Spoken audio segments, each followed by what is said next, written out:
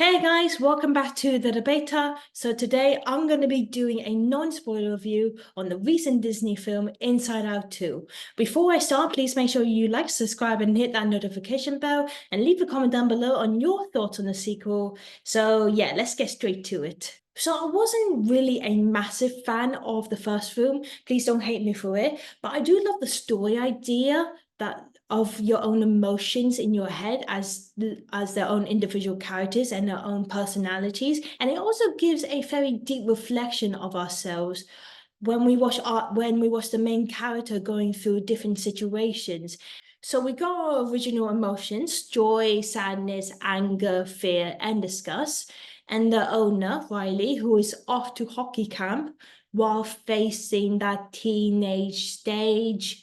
And it's kind of funny that we get that crazy, irritating part of living a teenage life because we've been there. We've all been with the feeling of waking up so tired, feeling messy, like your hair isn't done or your room's a state, and trying to act cool while hiding your silly side. We've all been there. We've all done that. It's natural. But in the sequel, we got new emotions. Yay! So first on the list, we got anxiety, who is quite similar to joy-ish, because joy and anxiety act like they know what's best for Riley. It's kind of like having two parents arguing in your head. Then we got Envy, who is very cute, I must admit. When she's got like such cute big eyes, kind of like a Puss in Boots kind of cute eyes. They should have named her Cutie or Cutesy. Then we got Embarrassment and Ennui. I think I'm pronouncing that right. I didn't quite understand what she was meant to represent in the film until I learned that she is the embodiment of boredom, which makes sense since nearly every teenager, including us, we easily get bored as a teenager, whether we're at home or at school. It's just, yeah, we're not very easily entertained.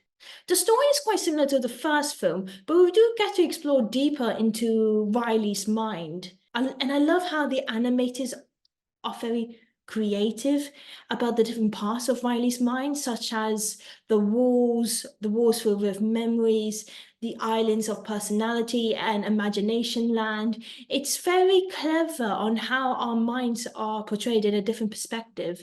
And it does makes you wonder of what your own mind is like, and makes you wonder like what kind of island of personality you got. If you guys have any thoughts and theories, tell us in the comments about what your mind might have or what kind of island of personality you might have.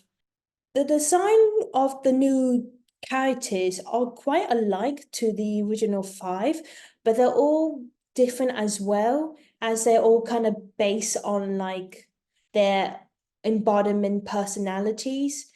So anxiety is quite awkwardish, and ennui is just a regular bored teenager.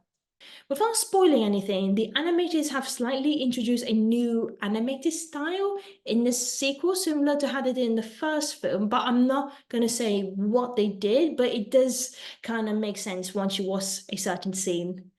And it was interesting to see the interactions between the different emotions, such as joy and anxiety trying to take control of Riley's mind, and disgust and envy, and sadness and embarrassment have had like a very you had a very special connection. Like they kind of understand each other, which was sweet.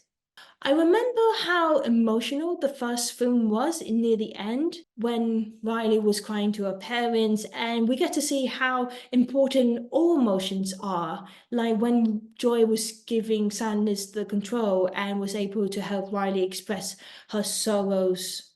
In this one, we see Riley facing more struggles as a teenager, and it instantly reminds us of all the crazy things we went through in our childhood, like the feeling of being embarrassed while trying to impress someone, or maybe feeling jealous of someone because they're a bit more cooler, and the feeling of being anxious of not being good enough or being as good as everyone else.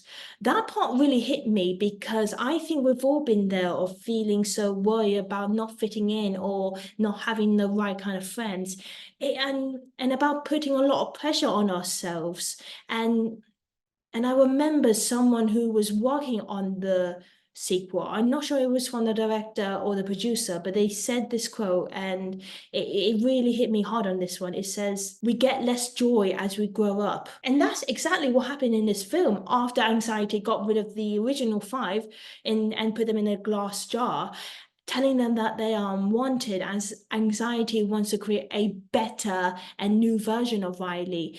But it sends a brilliant message to the young audience that even when you feel nervous or sad or embarrassed, don't ever let that stop you from feeling happy, because we all need a bit of joy in our lives, even when we feel like we don't deserve it. For Riley and for everyone, every emotion you're feeling is completely normal and natural. And they can be very useful in our lives because they help us understand better about ourselves and about who we want to be. And that's a very sweet message, which is why I think Inside Out 2 is probably one of the best Disney and Pixar films since what was the other sequels? Toy Story? I think that was and Monster Inc. Yeah, but this one is really good as well. I definitely kind of recommend it. As much as I'm not a huge fan of the franchise now, I think you can call it a franchise. I do, but if you do fancy watching something that is sweet and fun, and then I would recommend this film. It's quite quirky, but it's also colorful.